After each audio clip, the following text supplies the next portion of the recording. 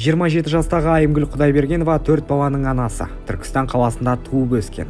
Қазір отбасымен Бірлік ауданында тұрады. 2 жыл бұрын бұл елді мекенге табиғи газ тартылған еді. Айымгүлдің айтуынша, үйде газдың болуы оның және отбасының өмірін біршама жеңілдететін көрінеді. Көмір жағып, күл шығарған күндер артта қалды дейді. Бұрын көмірге біраз ақша жұмсайтын едік, көмір сатып алатын едік, отын сатып алатын едік. Пеш жағатын едік жұмыстан келіп, пеш өшіп қалады, кей кезде балдар жаурап қалады.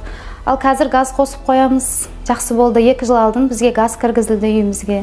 Бала шағамызбен бәріміз қуанып, қазір газ қолданамыз. Бұған дейін Түркістанда табиғи газбен қамту деңгейі 26% болса, бүгінде қала аумағы көгілдір отынмен 100% қамтамасыз етілген.